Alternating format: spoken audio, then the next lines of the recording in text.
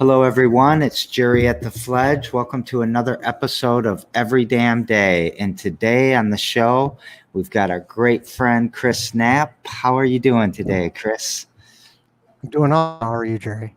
I'm doing awesome too. So, I just signed hello when I started the show, and at the end of the show, I'm going to sign see you later, and uh, I've started doing that because somebody came on the show and they signed their entire part of their whatever they said, they signed it.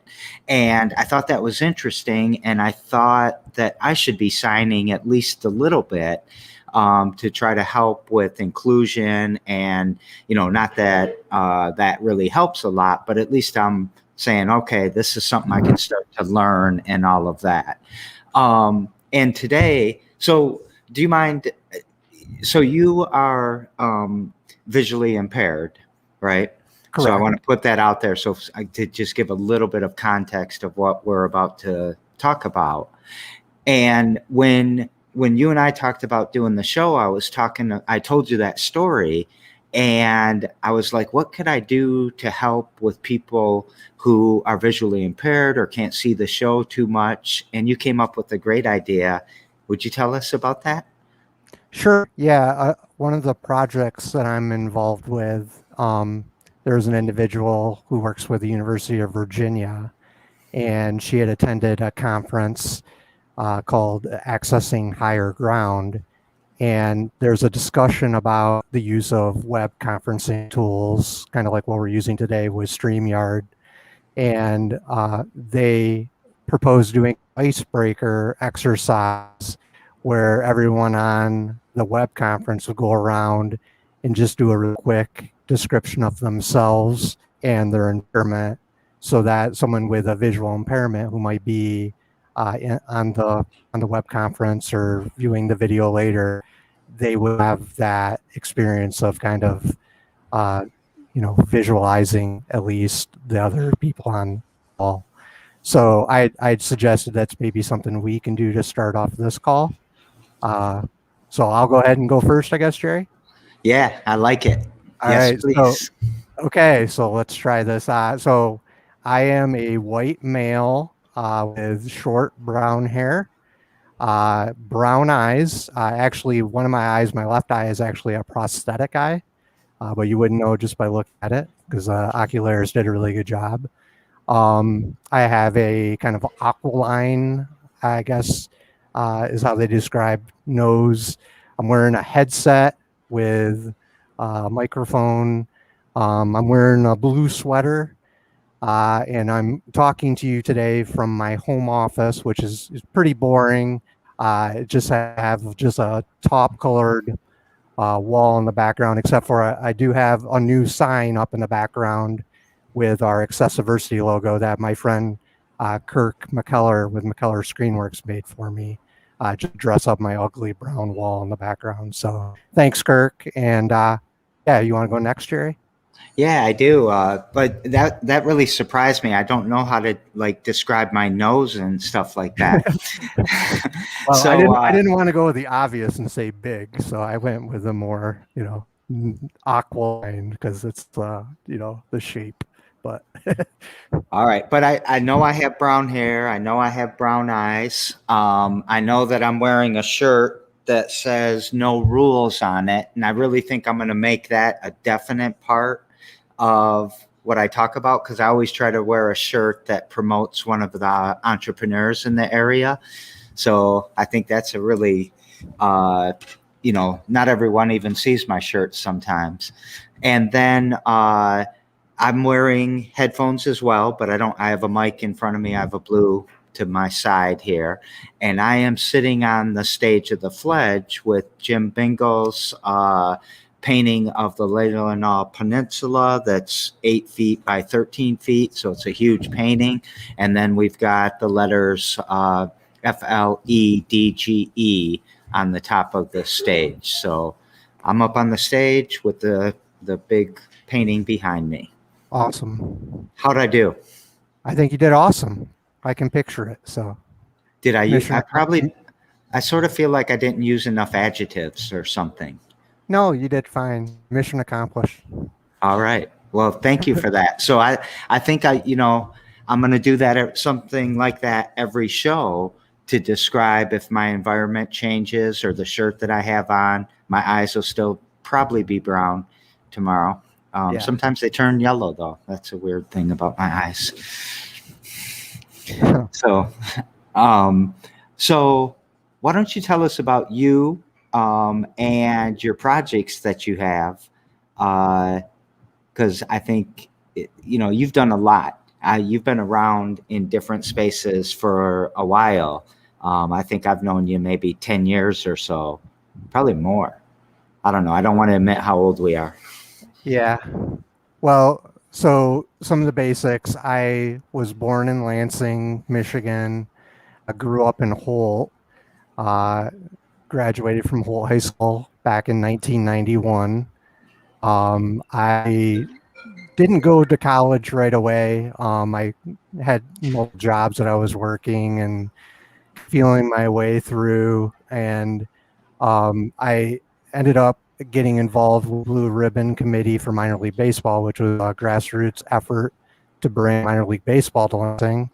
And one of my kind of claims to fame that I actually got to serve on the design subcommittee, and I drew some of the conceptual site plans for some of the municipal sites that we were evaluating at the time. And right about the time all that was happening, I was taking drafting classes at LCC, had aspirations of going into studying architecture, specifically this interest in sports architecture. I had having some health issues, and most of my health issues ended up kind of manifesting in the form of really severe vasculitis that I would get in my eyes. And initially, it was mostly just my left eye. So I went through a whole series of vasculitis and multiple different retinal detachments, surgeries, procedures, and so forth, and was never able to save any of the eyesight in the left eye. So that's when they chose to enucleate the eye, and that's when I got my prosthetic left eye. And at that point, I still hadn't had any issues with my right eye, but about 2 or 3 months passed, and no one could really tell me what had caused all this in the first place. And so I was seeing an ophthalmologist on a regular basis just to kind of watch things. And before too long, I woke up in the middle of the night and was actually in the middle of having an exudate detachment where fluid builds up behind the retina. And actually, I was watching my eyesight just kind of slowly just, turn to black, a curtain drop as the retina on the back of my eye was bubbling off the back of the eye. And at that point, I was completely blind for a period. I didn't know if I would get any usable sight back. Obviously, it was very traumatic and really just, put me into a deep state of depression. But as things got better and as they started to treat it with intravenous steroids and at the time they thought it was a viral issue, so they were treating me with antiviral medications. I started to get a little bit of usable sight back, and I've been able to actually maintain that a little bit of sight that I have. Technically, I have what would be referred to as kind of 8-200 vision in the lower periphery of my eye, which I tried to describe it to you the other day as if you can kind of imagine trying to look out of your peripheral vision and trying to read something, but through a couple of sheets of like cheesecloth. That's about kind of the extent of my usable vision I have left in my eye. So at that point, obviously, I had this interest in studying architecture, but now I had all this stuff happen, and That just wasn't going to be possible. So I had to come up with a plan B. I went back to school, starting at LCC. I transferred over to MSU. While I was at MSU, I met my future wife, Teresa, and we both graduated from MSU in December of 2000. Out of high school, or excuse me, right out of college, I didn't know exactly, what sorts of jobs someone like me would be able to do with the limited amount of vision that I had. But I ended up catching a break. I got a job with a nonprofit in Okemos that dealt with statewide healthcare workforce issues. And I actually worked for a service that did physician recruitment. So we worked as an extension of the in-house recruiters, different hospitals around the state. And with some basic accommodations, which involved using a screen reader on my computer and using like an earbud plugged into the computer, I was able to, call physicians and present opportunities to them. And I did that for about 5.5 years. And then at that point, when Capital Area Michigan Works posted a position for executive director of the Capital Area IT Council, which is how you and I first met. I was able to kind of segue that experience of working in healthcare on workforce and talent development type issues into the position with the IT Council. And I started with them in 2007 as its inaugural executive director and ran the IT Council up until about 2012, which is when the state had to reorganize their industry clusters around these priority industries. And so I was recruited over to the state to head up their IT and media talent cluster. And up until about 2017, I got caught up in kind of a messy reorg at the state. And long story short is I myself kind of looking for, figure out what I wanted to do for my next career move, and started working with a friend of ours, Justin Kane, who you know. Justin and his partner Craig Westall own Good Fruit Video.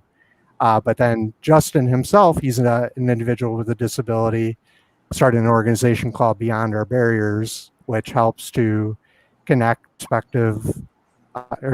connect individuals with disabilities with prospective employers and employment opportunities. So he had reached out and asked if I start to work with him, help him kind of go beyond our barriers. And I thought, well, maybe I'll just start a consulting business. I can work with Justin on his Beyond Barrier stuff, and then pick up other clients and projects as needed. And so we started working together, and about a year into that, through kind of a just series of interesting developments, I decided to launch an accessibility and usability testing service called Accessiversity, which I can talk a little bit more about later on. But that's been kind of my focus in the last year and a half or so, is to really help organizations get better in terms of their websites or software or IT systems more accessible for individuals with disabilities who oftentimes are relying on assistive technology to navigate those digital environments. So I'm gonna pause you for a second if you don't mind. A couple of things. One is we must have a shared friend. Carla Janing is saying hi to Chris, and please tell Chris I love him and the family. So Carla was my swim instructor back in the day, and she was a good friend with my mother. My mom passed away a couple years ago, unfortunately, but it's nice to hear from you, Carla, and hopefully she forgives me for eating strawberries and getting that so I could get out of swim and classes back when I was in grade school, because I had an allergic reaction to strawberries, so I strawberries on purpose to get high so I'd get out of the rest of the week of swim classes. So. That's pretty funny. She just left the fledge at about 1 o'clock, and she had brought that story up, so I'm not sure she forgave you. I'm just kidding. She didn't really bring that story up. I don't think she knew you were on the show yet today. So the other thing is, if you say somebody's name 3 times on the show, then they have to come on the show. So I'm going to have to get Justin to come on the show because you definitely said his name 3 times. Yeah. So, we were talking a lot before COVID about, a couple of other projects that, we might do together, but then COVID kind of hits. How did that change what you're doing with Accessiversity? So initially, it did kind of throw things on the back burner. Like a lot of the organizations that I had meeting with to start different projects with, everything just kind of stopped for a little while, and everybody was kind of in that wait and see kind of moment. They didn't know how long it was all going to last, or exactly how they were pivot. So any just non-critical type projects, investments, any of that just got kind of put on hold. But honestly, like, in terms of the outreach I was doing and how I actually go about doing my assessments and meeting with clients hasn't really changed that much. I mean, I obviously did away with, face-to-face meetings. The autoimmune disorder that kind of created all the issues with my eyesight, that's always in the back of my mind with COVID is, does that make me more susceptible to, the effects of COVID? And so I'm keeping a pretty low profile and not venturing out too much. But, I was able to pick up and use Zoom and Google Meet and those type of platforms to be able to, set up client meetings. And then the assessments we do, for the most part, I can do from anywhere I have an internet connection, because most of the ones, that we're doing are assessment website. And, basically, as long as they go me with a URL to their, development site or what have you, I can do what I need to do day or night, pretty much anywhere I have an internet connection. So how, like StreamYard, we're using that to broadcast right now. Is it pretty good as far as accessibility? Has it worked for you? It is. And, just so people get an idea, a couple weeks ago when we first, this scheduled and started talking about it, I said I'd like to try out StreamYard because it was a new technology and I just wanted to make sure things were going to work when we got doing the live broadcast and that. So, and that's typical when I come across the new technology, is that, I don't want to just, wait till the last minute or, put my faith in that it'll work or that I'll be able to figure it out. So there's a lot of just prep and, things that you do to take that guesswork out of it. But for the most part, it does work well.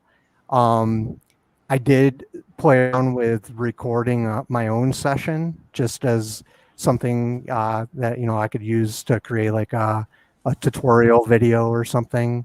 And I could get it to hear my screen reader so I could share the computer audio so it could pick up the screen reader. But I couldn't figure out the right set to have it pick up both my screen reader and my microphone on my headset. Because I like to try to narrate kind of what I'm doing when I'm trying to show someone how screen reader is interacting with a website. So I like them to be able to see my screen and then see kind of where the cursor's moving, hear the screen reader, but also my, narrating I'm doing in terms of keystrokes. But I'm gonna go back and play with it. I'm sure there's a way to do it. It's just I wasn't able to figure it out.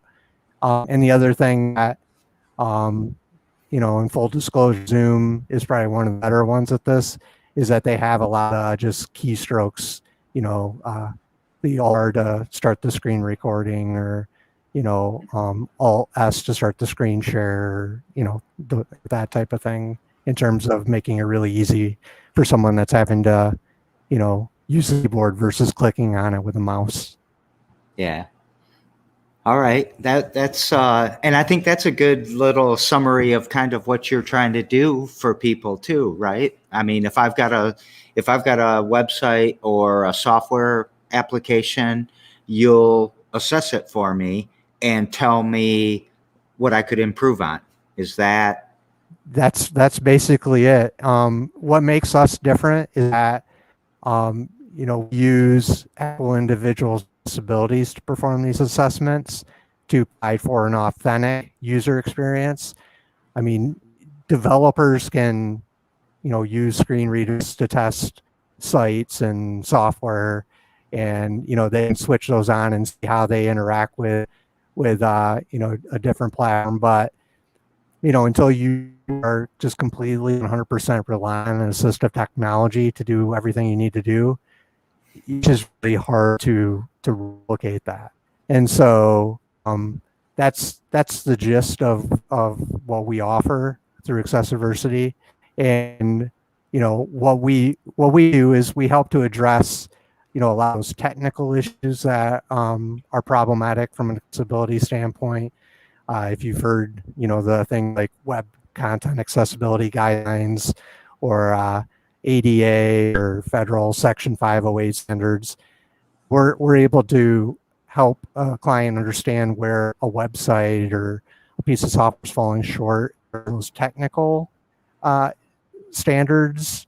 But we go beyond that and really just try to focus on that user experience. And what we end up doing is kind of going beyond accessibility into more usability, and end up getting a better product because their product is more accessible, but it's also more usable for all their customers by them focusing on accessibility. yeah. So I think that's so important that we can't just proxy away and have these 15 rules and expect we're going to know how to make something more accessible. I don't know if I've ever told you the story of I had an opportunity to give a blind lady, a visually impaired lady, a tour of the Fledge with the idea of her telling me what was good, what was bad, what it made her feel like. Like I wanted to know if she got the same vibe as other people. Mm-hmm. And I failed miserably.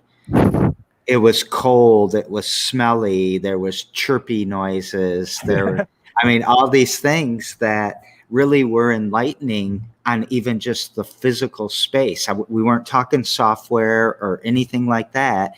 We were just talking about what's the feeling that the Fledge gives you if you can't see all the visual. And it was so enlightening.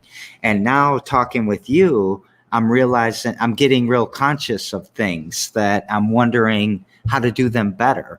Like, for example, Sean, she waves at us almost at the beginning of almost every show. And I took it for granted that you would know that she was saying hi to us, but I don't know that you see the comments or that, that I should have maybe acknowledged Sean. So sorry about that, Sean. Sorry about that, Chris. Something I kind of, I guess I don't know, maybe took for granted. So I won't do that again. And then the other thing is I find myself when I'm smiling and I'm nodding, I mean, I think you can kind of see my motion a little bit, but should I be doing something better to acknowledge? But how do I do that without interrupting you? Yeah. No, I mean, there's always going to be an amount of that. And most of the time, if I'm uncertain or whatever, I'm, knowing that I'm maybe not picking up on visual cues, I'm not bad. I'll stop. I'll ask just to do something when I work state.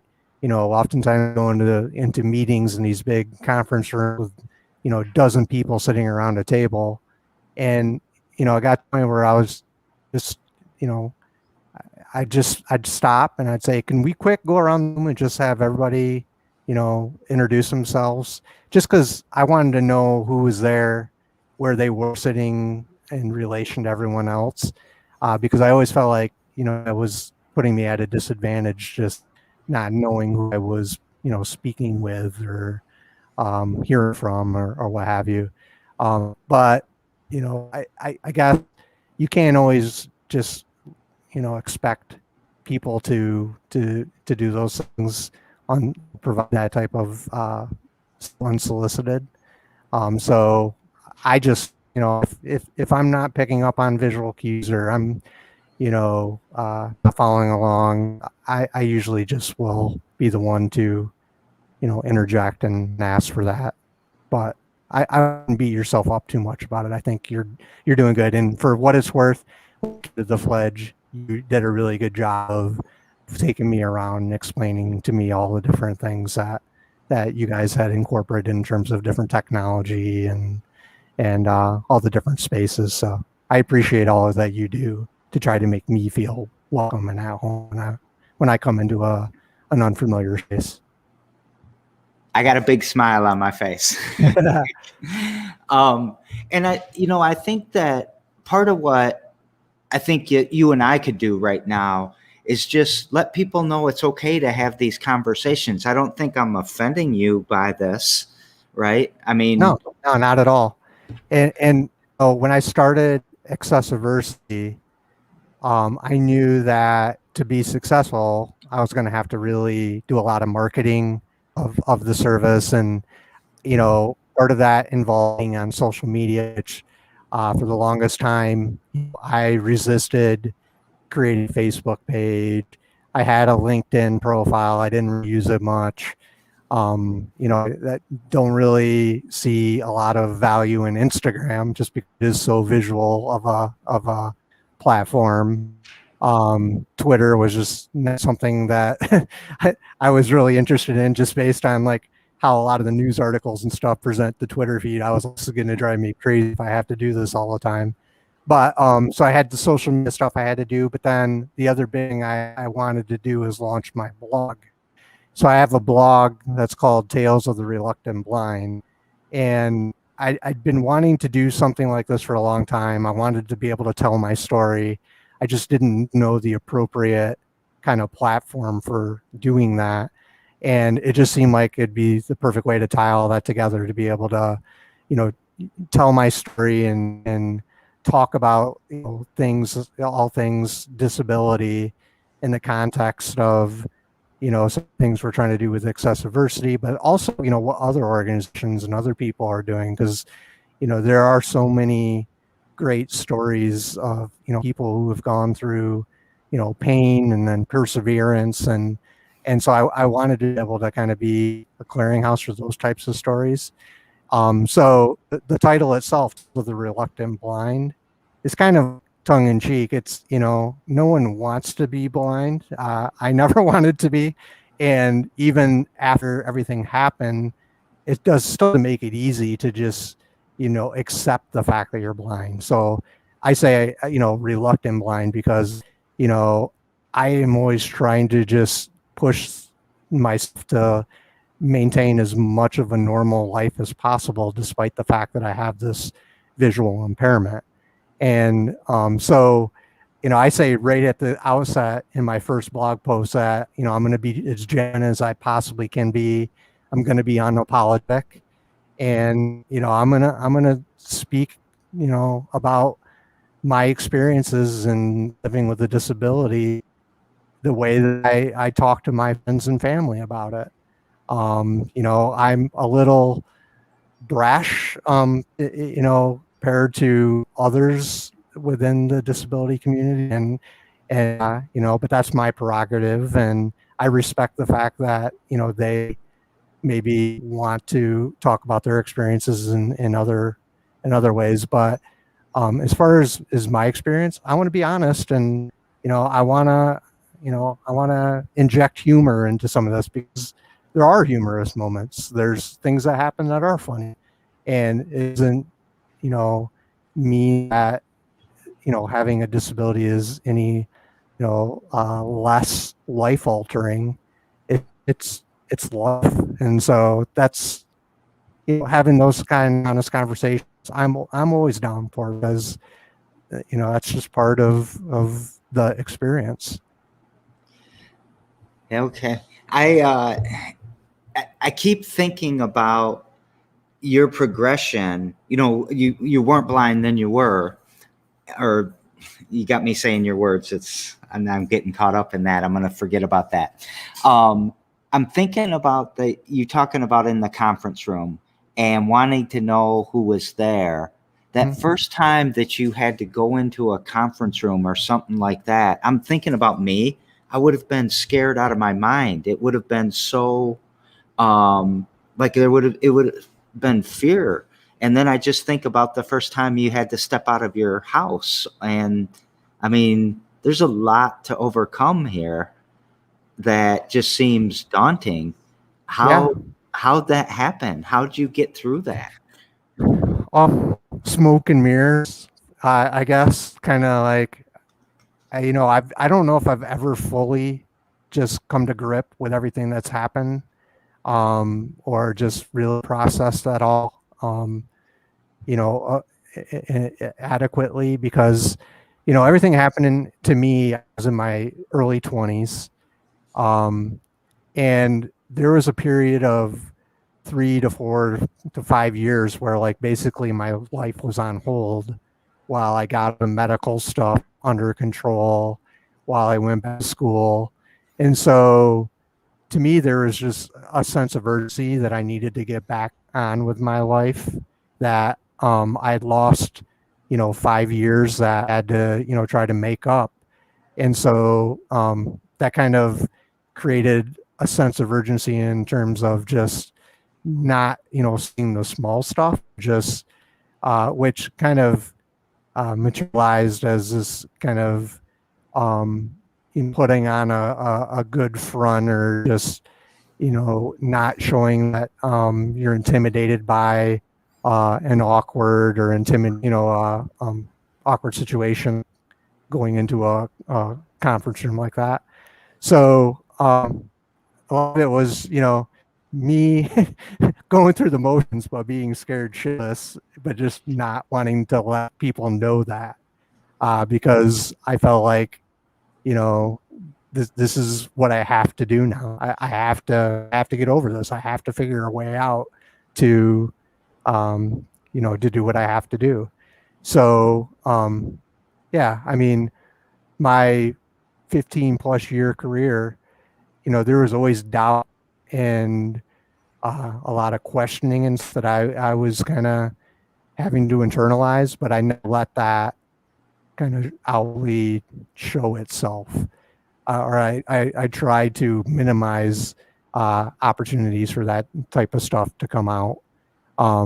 And it's not perfect. I don't know if I would advise someone to do the exact same thing. It worked for me, but you know, there's a lot of stressful time throughout that process too. Still are. I mean, I'm still figuring things out. Yeah, the world changes a lot For with or sure. without you. Yeah. Yeah. So go ahead, please. I was just gonna say, a lot of it is perspective too. Like, if I think about what happened to me, since everything happened with my eyesight, I graduated from college, I got married, I bought my first home, had my, 2 kids, had my career. It's like all the great things that happened in my life have all happened since I, came blind. So it's a little hard to, feel sorry for yourself when, you realize that, like you said, life will go on, and there's good things that happen, even if you can't fully appreciate it because you don't have, you know, um, 20 eyesight and can't experience all the same things all the same ways that everybody else can. Do how would you kind of summarize what your mission is? And that could be, for your company or yourself, or maybe they're all the same. Maybe it's one big mission. Well, so and I don't know if you can, in the background, how much of that you can make out, but our Accessiversity logo, is actually something that a guy named Juan over at AJ Logs and Company. You know Clark Anderson. Uh-huh. I won't say his name 3 times, but just kidding. I'll say Clark Clark, Anderson another time. yeah, Clark's awesome, so he'd be great to have on as well. But Juan, when we were first conceptualizing this idea of Accessiversity Labs, he had mocked up the logo, and logo, which I didn't describe this in the earlier segment, probably should have, is this thumbprint graphic that's made up of different kind of pastel colors, and then it's the word accessibility. And longest time, like I didn't know why he picked the thumbprint.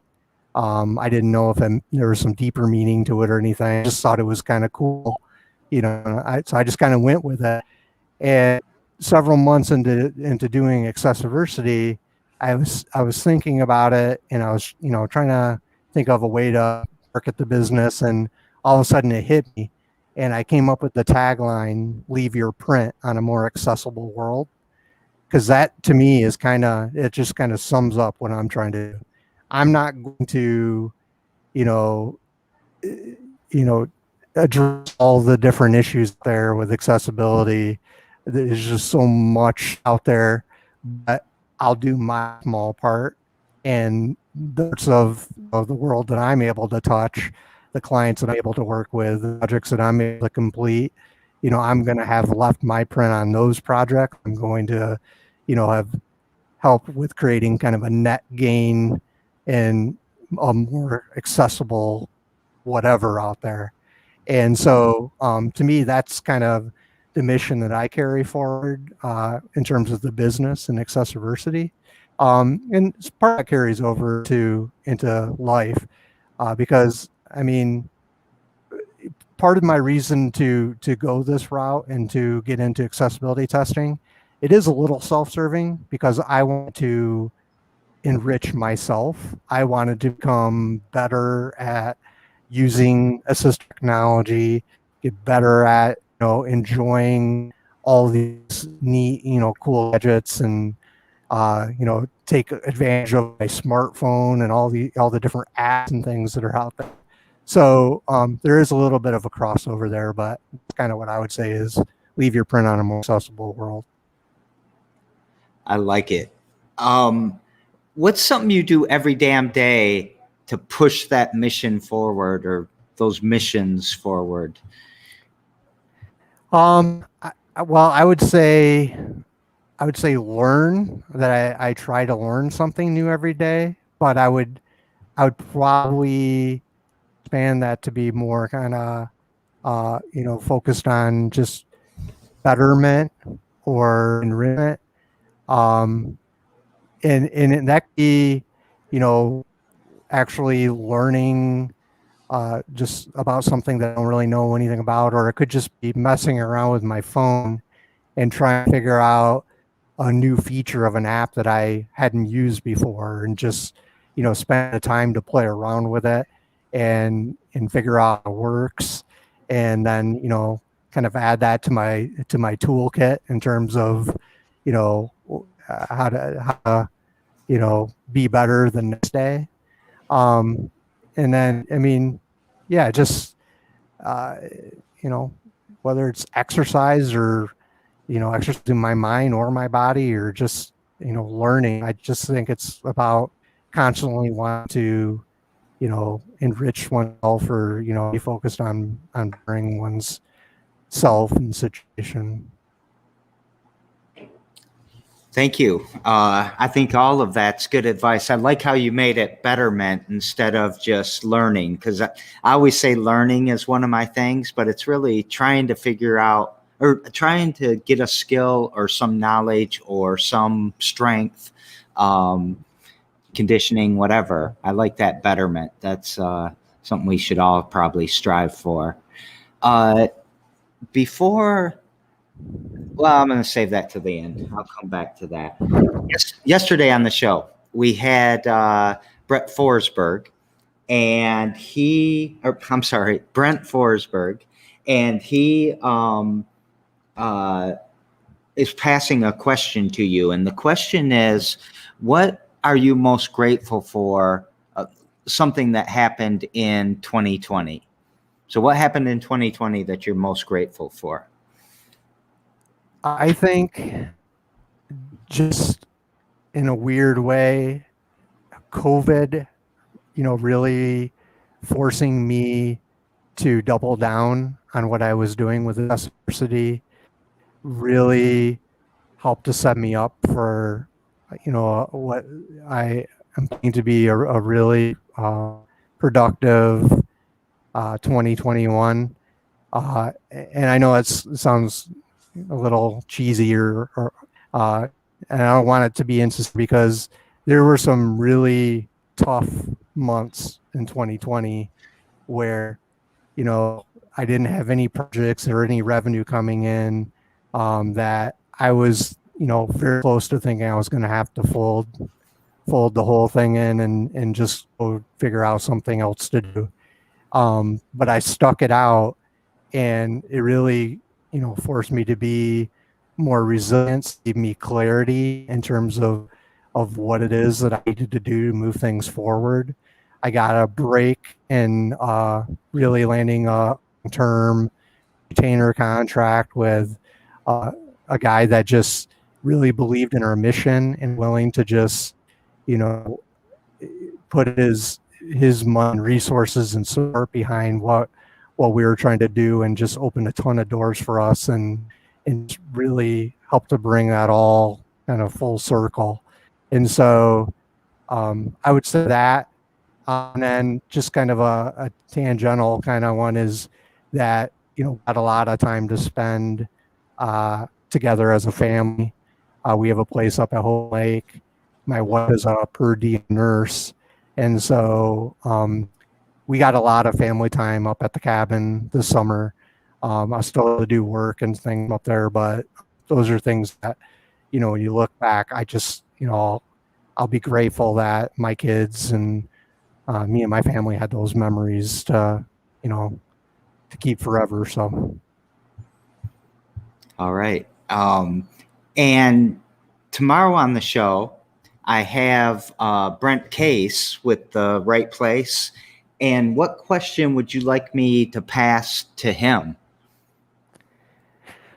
I'm curious to have him kind of project where he sees the Greater Lansing region in 10, 15 years from now. Just with his background in economic development and just, how the lens they look at things. I'd be really curious to kind of have his opinion and kind of forecast how he sees the Greater Lansing region going over the next 10 to 15 years. Because I think there's a lot of things that are in play right now that, our trajectory is just kind of up in the air, and we can go any number of different directions. And I think I'd be curious to kind of see what he sort of perspective he has on that. Okay, and I'm definitely going to ask him that, and I think that's a great question. You rattled off some really good things. The changes that are coming, the commitments that GM's making and BWL's making for environmental or climate change. What kind of scars is COVID going to leave on us? All of those things. You're not necessarily in the same field as him, but what's your vision? What do you see as what the landscape will be like, or not see? I mean, those words again. Yeah, I think we're in the middle of a transformation. We were already in the middle of a transformation before it. And I don't know, I add it all up, and I we're going to come out the other end better for it.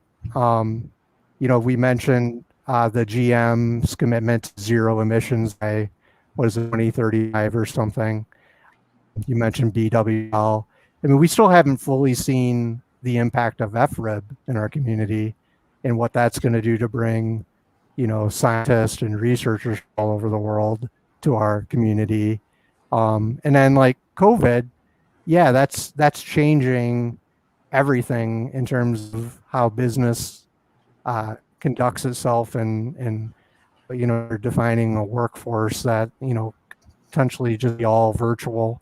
And I think about all the insurance companies that are headquartered in Lansing, and maybe that becomes a strategic advantage to them to be able to recruit talent from elsewhere, or somehow tap into that. So I know so I mentioned having a place up at Holden Lake, and I think back to when I was in high school, and my wife and I, we both grew up in GM families.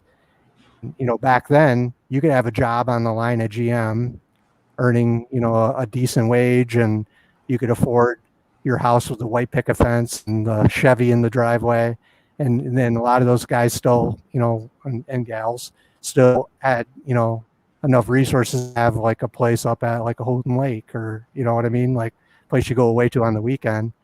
And I kind of see uh, this transformation, this transition to the knowledge economy. Maybe that's this kind of next wave, is that we see a bunch of influx of these knowledge workers coming into our region, and all of a sudden, they're realizing that this low cost of living, and these opportunities with our employers here in the Lansing area, that they can do the same thing. And all of a sudden we start seeing a boom in all these kind of northern communities that once used to be kind of that still for the GM line worker. All of a sudden, you're seeing all these knowledge workers starting to buy up properties. So I don't know, I guess I just see that as a possibility. And I definitely think that we're moving in the right direction, and if we can keep it, we're going to completely look different than we did even 10, 15 years ago.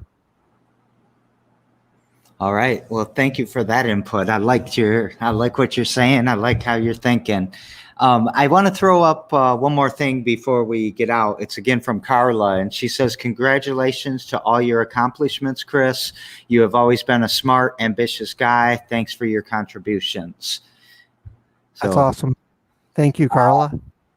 And I will, I also congratulate you. I think you've done great things. I've always liked to work with you, and I can't wait till we get it back going again. So anything that we forgot to talk about, like any events or websites, or I think your website's already in the description and all that. Anything you want to shout out?